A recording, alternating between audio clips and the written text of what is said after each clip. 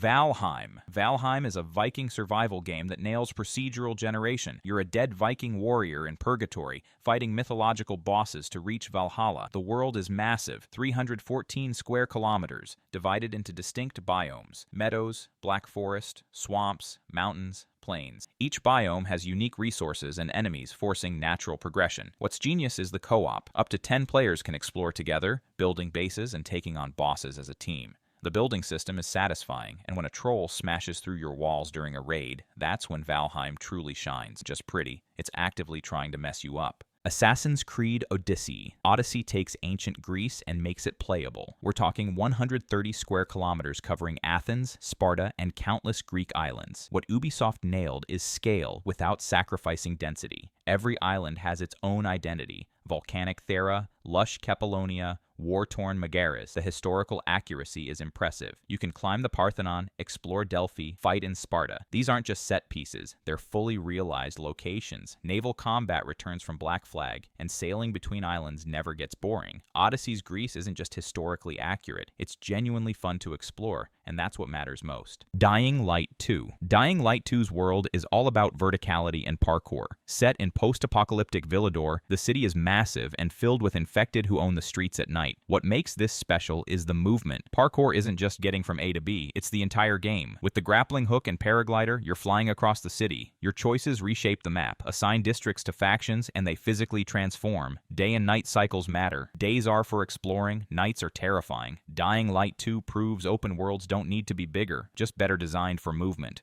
The Elder Scrolls. Skyrim. Skyrim is legendary for a reason. Released in 2011, people are still playing it. The map is 14.5 square miles, which sounds small, but Skyrim's genius is density. Every cave has a story. Every dungeon connects to quests. No filler. The freedom is unmatched. Ignore the main quest? Go ahead. Spend 200 hours becoming a blacksmith? Valid. Join every guild? Your call. Mods keep it fresh, transforming Skyrim into basically anything. Skyrim's replayability is its superpower. Every playthrough feels different. That's why it's been re-released on everything from PS5 to Amazon Alexa. Still that good. Minecraft. Minecraft is infinite, literally. The world generates endlessly as you explore, creating unique experiences for every player. What makes it brilliant is simplicity. Everything's made of blocks. The world isn't telling you where to go, it's just there, waiting. The biome variety is massive. Deserts, jungles, tundras, mushroom islands, underwater temples, the nether, the end. Each has unique resources and challenges. But the real magic is player creativity. Build castle, recreate landmarks, design redstone computers. The world enables infinite possibilities. Minecraft's sold over 300 million copies. Best-selling game ever. That's why. Cyberpunk 2077. Night City might be smaller than other open worlds, but it's the densest, most detailed urban environment ever created. Quality over quantity perfected. Every district has its own identity. Corporate plazas, gleaming skyscrapers contrast with Pacifica's abandoned sites. Japantown's neon streets feel different from Watson's industrial sprawl. Night City is vertical. You're climbing mega buildings, accessing rooftops, discovering hidden clubs. Post-launch updates transformed this game. Police work. Traffic AI is believable. Night City isn't the biggest open world, but walk through it at night with rain reflecting neon, and you'll understand why it's special. This city has soul. No Man's Sky. No Man's Sky is gaming's greatest redemption arc. At launch in 2016, disaster. Today, one of the best open world games, period. The scale is absurd. 18 quintillion planets. Every single one procedurally generated with unique flora, fauna, and resources. But it's not just scale. Hello Games spent years adding meaningful content. Base building, multiplayer, space stations, underwater exploration, mechs, living ships. The procedural generation has soul now. Mushroom forests, toxic storms, crystal caves, frozen tundras. No Man's Sky proves that with dedication and free updates, even the rockiest launch can become legendary. This universe is infinite and worth exploring. The Legend of Zelda Tears of the Kingdom. Tears of the Kingdom took Breath of the Wild's perfect open world and made it better. The map has 3 layers: surface, sky islands, and underground depths. The Ultra Hand mechanic changes everything. You're not just exploring, you're engineering. Build vehicles, create flying machines, islands, construct bridges. Your imagination is the only limit. The world reacts to creativity. Need to cross a canyon? Build a bridge? Want to reach a sky island? Attach rockets. Every puzzle has multiple solutions. TOTK doesn't just give you freedom. It gives you tools to reshape how you interact with the world. Grand Theft Auto v GTA 5's Los Santos is still the gold standard for urban open worlds. Released in 2013, it's been re-released multiple times because people keep buying it. That's not Rockstar milking it. That's proof the world works. Los Santos feels real. NPCs have routines. Traffic flows naturally. Radio stations are perfectly curated. The city changes throughout the day. Different people, different vibe. Downtown at noon feels corporate. Vespucci Beach at sunset feels peaceful. Vinewood at 2 a.m. feels dangerous. The map isn't just city.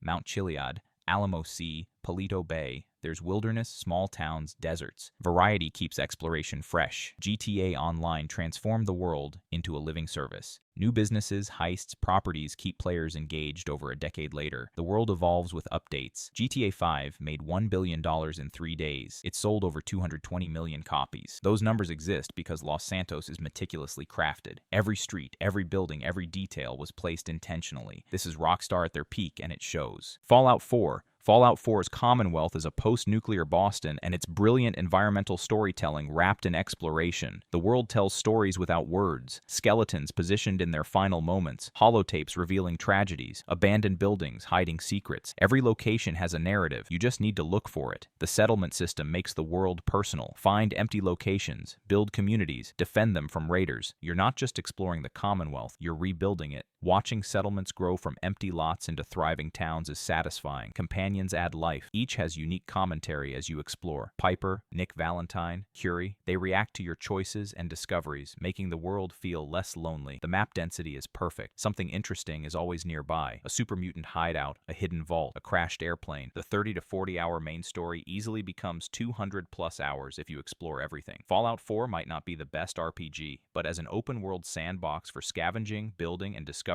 stories in a nuclear wasteland, it's exceptional. The Witcher 3 Wild Hunt. The Witcher 3 set the bar for open-world storytelling. No filler. Every quest matters. The world is massive. Novigrad's bustling streets, Skellige's harsh islands, Velen's war-torn swamps. Each region feels distinct with its own culture, problems, and atmosphere. You're not just traveling between quest markers. You're experiencing different societies. Side quests rival main story quality. That Bloody Baron questline alone could carry an entire game. Random monster contracts have depth. Even treasure hunts tell environmental stories. CD Projekt Red didn't do throwaway content. Gwent deserves mention. A card game minigame became so addictive it got its own standalone game. Collecting cards while exploring is genuinely fun. The DLC, Hearts of Stone and Blood and Wine, are both better than most full-price games. Toussaint in Blood and Wine is gorgeous and packed with content. The Witcher 3 proved that size doesn't matter if the world is meaningful. 200 plus hours of content where almost nothing feels like filler? That's masterclass open-world design. This game raised industry standards. Red Dead Redemption 2. Red Dead Redemption 2 is the most detailed open world ever created. Period. No debate. The world is alive in ways other games don't even attempt. NPCs remember you. Animals have realistic behaviors and ecosystems. Your horse's bond matters. Arthur gets dirty and needs baths. Weapons rust if not maintained. This attention to detail is absurd. The map is huge, but every inch is handcrafted. No procedural generation. Every tree, rock, and building was placed intentionally. That's why it took 8 years and a massive team to create. Random encounters make the world feel dynamic.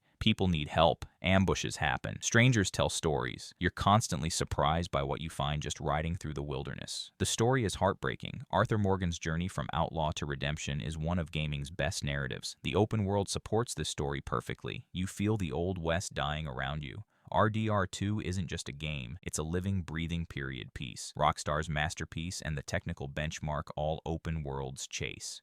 Horizon Forbidden West. Horizon Forbidden West is one of the most visually stunning open worlds ever made. This is PS5 tech pushed to its limits. The world is gorgeous. Post-apocalyptic Western America reclaimed by nature and overrun by robot dinosaurs. You traverse deserts, jungles, underwater ruins, and mountain ranges. The environmental variety is fantastic. What makes it special is the machine combat. Each robot has weak points, behaviors, and strategies. Fighting a Thunderjaw feels different from a Slitherfang. Learning enemy patterns and using the right weapons is deeply satisfying. The map is dense. Ruins hide lore. Rebels need help. Cauldrons offer challenges. There's always something pulling you off the main path. Side quests are well written with memorable characters. Exploration tools are great. The shield wing glider, underwater breathing, climbing gear. Movement feels smooth and satisfying. Scanning for collectibles and machines makes exploring rewarding. Forbidden West isn't revolutionary, but it's polished to perfection. Guerrilla Games crafted a world that's beautiful, fun to navigate, and packed with content. That's enough to make it exceptional. Elden Ring. Elden Ring took Dark Souls and made it open world. The result? From Software's masterpiece and Game of the Year 2022. The Lands Between is brilliant because it rewards curiosity. See something in the distance? You can go there. That castle? Explore it, that glowing tree. Secrets await. The world constantly pulls you toward discovery. Exploration has purpose. Hidden dungeons contain useful items. Optional bosses guard legendary weapons. Every detour rewards you. And if you get stuck on a boss, go somewhere else, level up, come back stronger. The open world gives you options Dark Souls never did.